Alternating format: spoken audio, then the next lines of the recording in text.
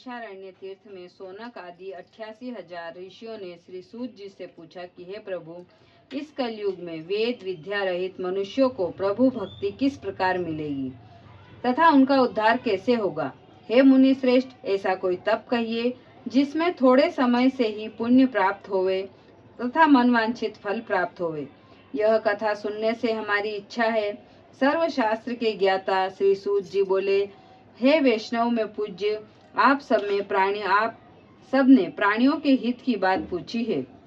अब मैं उस श्रेष्ठ व्रत को आप लोगों से कहूँगा जिस व्रत को नारद जी ने लक्ष्मी नारायण जी से पूछा था और लक्ष्मीपति ने मुनि श्रेष्ठ नारद जी से कहा था, सो ध्यान पूर्वक सुनो। प्रथम अध्याय। एक समय योगी राज नारद जी दूसरों के हित की इच्छा से अनेक लोकों में घूमते हुए मृत्यु लोक में आ पहुँचे। यहाँ अनेक योनियों में जन्मे हुए प्राय सभी मनुष्य को अपने कर्मों के द्वारा अनेक दुखों से पीड़ित देखकर सोचा कि किस यत्न को करने से इनके सभी के दुखों का नाश हो पाएगा। ऐसा मन में विचार करके वे विष्णु लोक गए।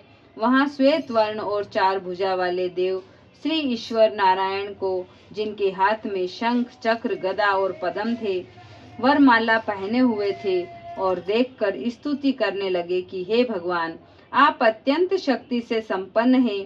मन तथा वाणी भी आपको नहीं पा सकती। आपकी आदि मध्य और अंत है। निर्गुण स्वरूप सृष्टि के कारण भक्तों के दुखों को नष्ट करने वाले हो। आपको मेरा नमस्कार है। नारद जी के इस प्रकार की स्तुति सुनकर विष्णु भगवान बोले कि हे मुनि श्रेष्ठ, आपके मन में क्या है? आपका किस काम के लिए आगमन हुआ है? निसंकोच कहो। तब नारद मुनि बोले कि मृत्यु लोक में सब मनुष्य जो अनेक योनियों से पैदा हुए हैं, अपने अपने कर्मों के कारण अनेक प्रकार के दुखों से दुखी हो रहे हैं। हे नाथ, मुझ पर दया करते हुए बताइए कि उन मनुष्यों के सब दुख थोड़े ही प्रयास से कैसे दूर हो सकते हैं। भगवान नारद जी बोले कि हे नारद, मनुष्यों की भलाई के लिए तुमने बहुत अच्छी बात पूछी है। जिस काम को करने से मनुष्य मोह से छूट जाता है वह मैं कहता हूँ, सुनो। बहुत पुण्य देने वाला स्वर्ग और मृत्यु लोक दोनों में दुर्लभ एक उत्तम व्रत है। आज मैं प्रेमवश होकर तुमसे यह व्रत कहता हूँ। सत्यनारायण का यह व्रत अच्छी तरह विधान पूर्वक करके मनुष्य तुरंत ही यहाँ सुख भोग कर मरने के पश्चात मोक्ष प्राप्त करता है। श्री भगवान के वचन सुनकर नारद मुनि बोले कि उस व्रत का फल क्या है, क्या विधान है, किसने यह व्रत किया था और किस दिन यह व्रत करना चाहिए, विस्तार से कहिए। भगवान बोले, दुख शोक आदि को दूर करने वाला, धन धान्य को बढ़ाने वाला, सौभाग्य तथा संतान को देने वाला, यह व्रत सब स्थानों पर विजय कराने वाला है। भक्ति तथा श्रद्धा के साथ किसी भी दिन मनुष्य को श्री सत्यनारायण भगवान की शाम के समय ब्राह्मणों बंधुओं के साथ धर्म परायण होकर पूजन करे। भक्ति भाव से नैवेद्य, केले का फल, घी, दूध और गेहूं का चूर्ण सवाया ले और गेहूं के अभाव में साठी का चूर्ण, शक्कर, गुड़ ले और सब भक्षण योग्य पदार्थों को जमा करके भगवान को अर्पण कर देवे तथा बंधुओं सहित ब्राह्मणों को भोजन करावे। उसके पश्चात स्वयं भोजन करे। नृत्य गीत आदि का आचरण कर सत्यनारायण भगवान का स्मरण करते हुए समय व्यतीत करे। इस तरह के व्रत करने पर मनुष्य की इच्छा निश्चय ही पूरी होती है। विशेषकर कली काल में भूमि पर यह मोक्ष का सरल उपाय है। इति श्री सत्यनारायण व्रत कथा प्रथम अध्याय संपूर्ण। अब दूसरा अध्याय।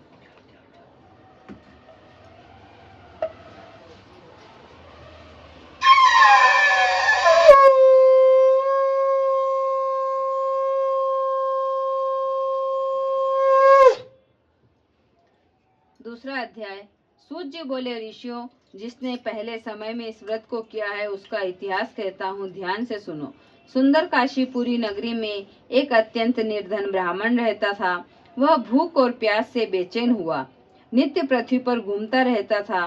ब्राह्मणों से प्रेम करने वाले भगवान ने ब्राह्मण का दुख देखकर बूढ़े ब्राह्मण का रूप धरकर उसके पास जाकर आदर के साथ पूछा कि हे विप्र, आप नित्य दुखी ही रहते हैं और पृथ्वी पर इस तरह क्यों घूमते हैं?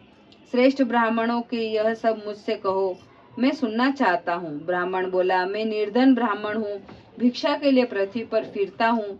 हे भगवान, यदि आप इसका उपाय जानते हैं तो कृपा करके बताइए। वृद्ध ब्राह्मण बोला कि सत्यनारायण भगवान मन वांछित फल देने वाले हैं, इसलिए हे ब्राह्मण, तू उनका पूजन कर, जिसके करने से मनुष्य के सब दुखों से मुक्त हो जाता है। ब्राह्मण को व्रत का सारा विधान बतलाकर बूढ़े ब्राह्मण का रूप धारण करने वाले सत्यनारायण स्वामी भगवान अंतर्ध्यान हो गए। जिस व्रत को वृद्ध ब्राह्मण ने बतलाया, मैं उससे करूंगा। यह निश्चय कर उसने रात में नींद नहीं आई। वह सवेरे उठा, सत्यनारायण के व्रत का निश्चय कर भिक्षा के लिए चल दिया। उस दिन उसको भिक्षा में बहुत धन मिला, जिससे बंधु बांधवों के साथ मिलकर उसने सत्यनारायण का व्रत किया। इसके करने से वह विप्र सभी दुखों से छूटकर अनेक प्रकार की संपत्तियों से युक्त हुआ। उस समय उस विप्र ने हर मास यह व्रत करने लगा। इस तरह सत्यनारायण भगवान के व्रत को जो करता है वह सब पापों से छूटकर मोक्ष प्राप्त करता है। आगे जो पृथ्वी पर सत्यनारायण का व्रत करेगा वह मनुष्य सब दुख से छूट जाएगा। इस तरह नारद जी ने नारायण से कहा, और यह व्रत मैंने तुमसे कहा। हे विप्र, अब और क्या कहूँ? ऋषि बोले, हे मुनीश्वर, संसार में इस विप्र से सुनकर किस किस का यह व्रत किया और यह सब मैं सुनना चाहता हूँ। इसके लिए हमारे मन में श्रद्धा है। सूत जी बोले, हे मुनियों, जिसने इस व्रत को किया है वह सब सुनो। एक समय विप्र धन और ऐश्वर्य के अनुसार बंधु बांधवों के साथ व्रत करने को तैयार हुआ। उसी समय एक लकड़ी बेचने वाला बूढ़ा आदमी वहां आया। बाहर लकड़ियों को रखकर विप्र के मकान में गया। प्यास से दुखी लकड़हारा ने उनको यह व्रत करते हुए देखा तो विप्र को नमस्कार करके कहने लगा कि यह आप क्या कर रहे हैं और इसके करने से क्या फल मिलता है? कृपा करके मुझसे कहो। ब्राह्मण ने कहा, सभी मनोकामनाओं को पूर्ण करने वाला यह श्री सत्यनारायण भगवान का व्रत है। इसकी ही कृपा से मेरे यहाँ धन धान्य की वृद्धि हुई है। विप्र से इस व्रत के बारे में जानकर लकड़हारा बहुत प्रसन्न हुआ। चरणामृत लिया और खाने के बाद वह अपने घर को गया। लकड़हारे ने भी अपने मन में इस व्रत को करने का संकल्प किया कि आज गांव में लकड़ी बेचने पर जो भी धन प्राप्त होगा मैं उसे सत्यनारायण देव का व्रत करूंगा। यह मन में विचार कर वह बूढ़ा आदमी लकड़ियों को अपने सिर पर रखकर जिस नगर में धनवान लोग रहते थे वहां ऐसे सुंदर नगर में गया। उस रोज वहां पर उसकी लकड़ियां के अच्छे दाम मिले और पहले के दिनों से 4 गुना दाम मिले। तब वह बूढ़ा लकड़हारा दाम लेकर और अति प्रसन्न होकर पके हुए केले की फली, शक्कर, घी, दूध, दही, गेहूं का चूर्ण इत्यादि लेकर सत्यनारायण भगवान के व्रत की कुल सामग्रियों को लेकर अपने घर आया। फिर उसने अपने भाइयों को बुलाकर विधि विधान के साथ भगवान की पूजा और व्रत किया। उस व्रत के प्रभाव से वह बूढ़ा लकड़हारा धन, पुत्र आदि से युक्त हुआ और संसार में समस्त भोगों को भोग कर वैकुंठ को चला गया। द्वितीय अध्याय संपूर्ण।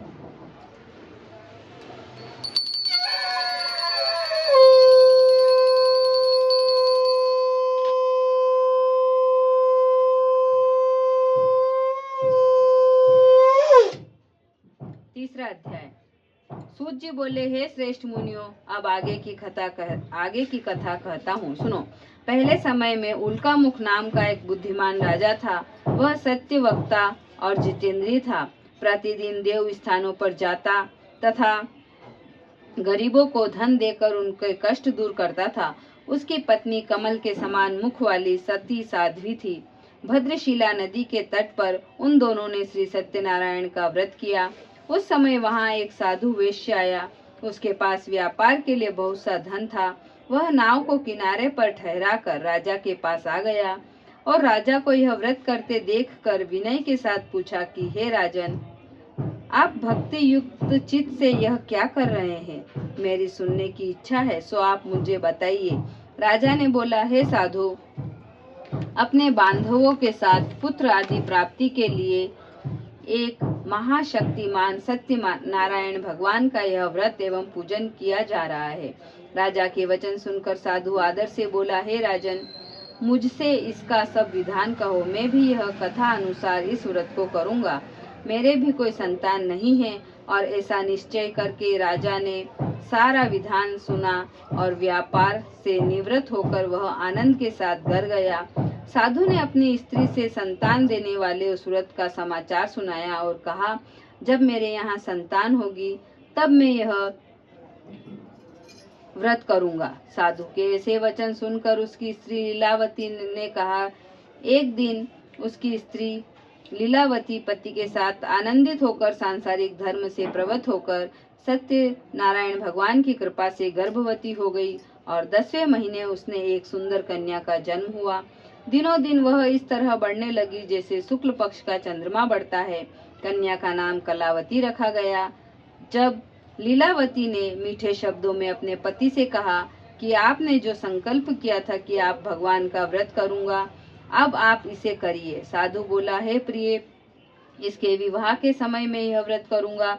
इस प्रकार अपनी पत्नी को आश्वासन देकर वह नगर को गया। कलावती पितृगृह में वृद्धि को प्राप्त हो गई और साधु ने जब नगर में सखियों के साथ अपनी पुत्री को देखा तो तुरंत ही दूत को बुलाकर कहा कि पुत्री के वास्ते कोई सुयोग्य वर देख कर लेकर आओ। साधु की आज्ञा पाकर दूत कंचन नगर पहुंचा और वहां पर खोज और देखभाल करके लड़की के लिए एक सुयोग्य वणिक पुत्र को ले आया। उस सुयोग्य लड़के को देखकर साधु ने अपने बंधु बांधवों सहित प्रसन्नचित्त अपनी पुत्री का विवाह उसके साथ कर दिया। किंतु दुर्भाग्य से विवाह के समय भी उस व्रत को करना भूल गया। तब भगवान क्रोधित हो गए और श्राप दिया कि तुम दारुण दुख को प्राप्त हो। अपने कार्य में कुशल साधु बनिया अपने जमाता के सहित समुद्र के समीप स्थित रत्नपुर नगर में गया और वहां दोनों ससुर जमाई चंद्रकेतु राजा के उस नगर में व्यापार करने लगे। एक रोज भगवान सत्यनारायण की माया से प्रेरित कोई चोर राजा का धन चुरा कर भाग रहा था, किंतु राजा के दूतों को आता देखकर चोर ने घबरा कर भागते हुए राजा का धन को वहीं चुपचाप रख दिया जहां ससुर और जमाई ठहरे हुए थे। जब दूतों ने उस साधु वेश्य के पास राजा के धन को रखा देखा तो दोनों को बांध कर ले गए और प्रसन्नता से दौड़ते हुए राजा के समीप जाकर बोले कि यही दो चोर हैं जिन्हें हम पकड़ कर लाए हैं। यह देखकर राजा ने आज्ञा दी कि इनको कठिन कारावास में डाल दिया जाए और उनका धन छीन लिया जाए। सत्यनारायण भगवान के श्राप के द्वारा उनकी पत्नी भी घर पर बहुत दुखी हुई और घर पर जो धन रखा था चोर चुरा कर ले गए। शारीरिक व मानसिक पीड़ा तथा भूख प्यास से अत्यधिक दुखी होकर अन्न की चिंता में कलावती एक ब्राह्मण के घर गई। वहां उसने सत्यनारायण भगवान के व्रत को होते हुए देखा, फिर कथा सुनी और प्रसाद ग्रहण कर रात को जब घर आई, माता कलावती से कहा कि हे पुत्री, अब तक कहाँ रही, वह तेरे मन में क्या है? कलावती ने बोली, हे माता, मैंने एक ब्राह्मण के घर श्री सत्यनारायण भगवान की व्रत और कथा को सुना है और उनका पूजन किया है और वह वर मांगा कि मेरे पति और दामाद शीघ्र आ जाए। साथ ही प्रार्थना की कि हम सब का अपराध क्षमा हो। सत्यनारायण भगवान इस व्रत से संतुष्ट हुए और राजा चंद्रकेतु को स्वप्न में जाकर दर्शन देकर कहा कि हे राजन, दोनों वेश्यों को आप प्रातः ही छोड़ दो। उनका सब धन जो तुमने ग्रहण किया है वह दे दो, नहीं तो मैं तेरा धन धान्य राज्य पुत्र आदि नष्ट कर दूंगा। राजा के ऐसे वचन कहकर भगवान अंतर्ध्यान हो गए। प्रातः काल राजा चंद्रकेतु ने सभा में अपने स्वप्न को सभी को सुनाया।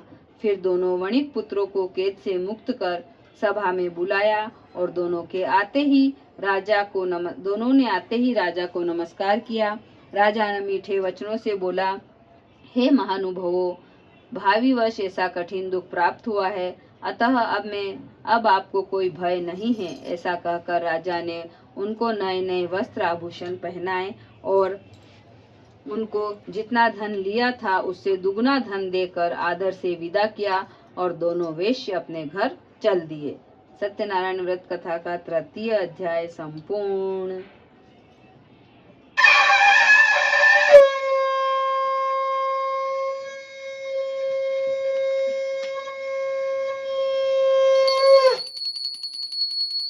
चौथा अध्याय। सूत जी बोले, वैश्य ने मंगलाचार करके यात्रा प्रारंभ की और अपने नगर को चले। उनके थोड़ी दूर निकलने पर दंडी वेशधारी सत्यनारायण उनसे पूछा कि हे साधो, तेरी नाव में क्या है?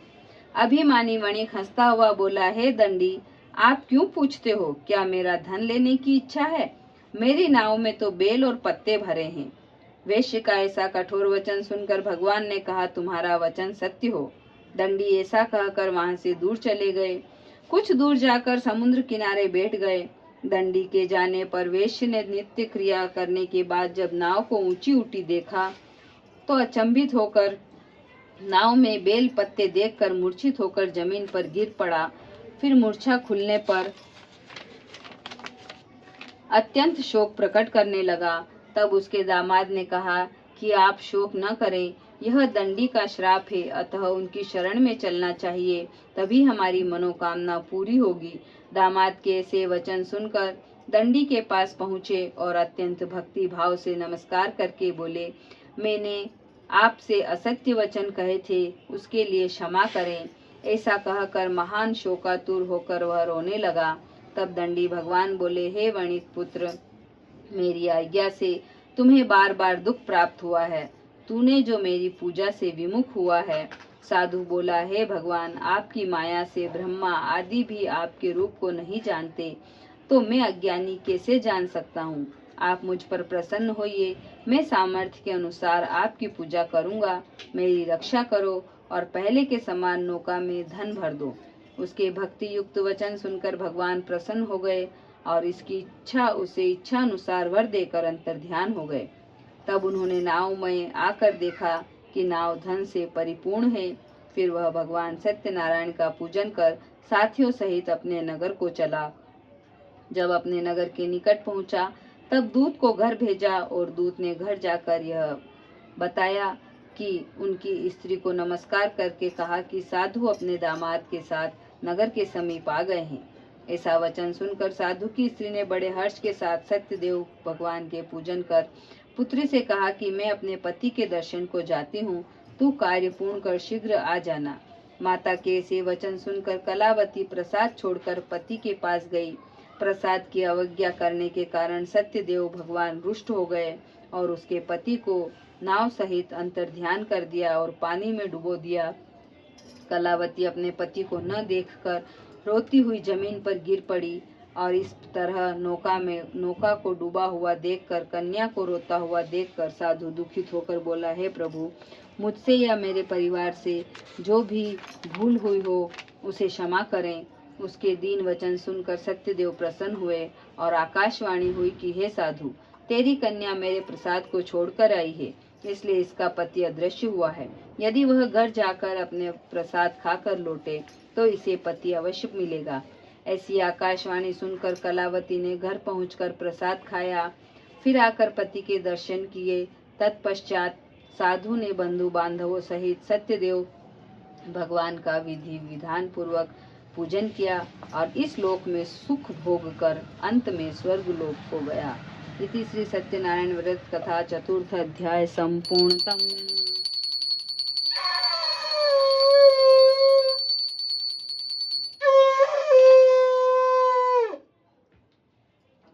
5वां अध्याय। सूत जी बोले, ऋषियों, मैं भी कथा कहता हूँ, सुनो। प्रजा पालन में लीन तुंगध्वज नाम का एक राजा था। उसने भी भगवान का प्रसाद त्याग कर बहुत ही दुख पाया। एक समय वन में जाकर वन्य पशुओं को मारकर बड़ के पेड़ के नीचे आया। वहां उसने ग्वालों को भक्ति भाव से बांधवों सहित सत्यनारायण जी का पूजन करते हुए देखा। राजा को देखकर भी अभिमानवश वहां नहीं गया और ना ही उसने नमस्कार किया। तब ग्वालों ने भगवान का प्रसाद उनके सामने रखा तो वह प्रसाद को त्याग कर अपनी नगरी को चला गया। वहां उसने अपना सब कुछ नष्ट पाया तो वह जान गया कि यह सब भगवान ने किया है। तब वह विश्वास करके ग्वालों के समीप गया और विधि पूर्वक पूजन कर प्रसाद खाया तो सत्यनारायण देव की कृपा से सब कुछ पहले जैसा हो गया और फिर दीर्घ काल तक सुख भोग कर मरने पर स्वर्ग लोक को गया। जो मनुष्य इस परम दुर्लभ व्रत को करता है, भगवान की कृपा से उसे धन धान्य की प्राप्ति होती है, निर्धन धनी होता है, बंदी बंधन से मुक्त होकर निर्भय हो जाता है, संतानहीनों को संतान की प्राप्ति होती है तथा सब मनोरथ पूर्ण होकर अंत में वैकुंठ धाम को जाता है। जिन्होंने पहले इस व्रत को किया, अब उसके दूसरे जन्म की कथा कहता हूँ। वृद्ध शतानंद ब्राह्मण ने सुदामा का जन्म लेकर मोक्ष पाया। उल्का मुख नाम का राजा दशरथ होकर वैकुंठ को प्राप्त हुआ। साधु नाम का वेश्य ने मोर ध्वज बनकर अपने पुत्र को आरे से चीरकर मोक्ष प्राप्त किया और महाराज तुंग ध्वज ने स्वयंभू होकर भगवान में भक्ति युक्त होकर कर्म कर मोक्ष प्राप्त किया। इति श्री सत्यनारायण व्रत कथा पंचम अध्याय संपूर्णतम।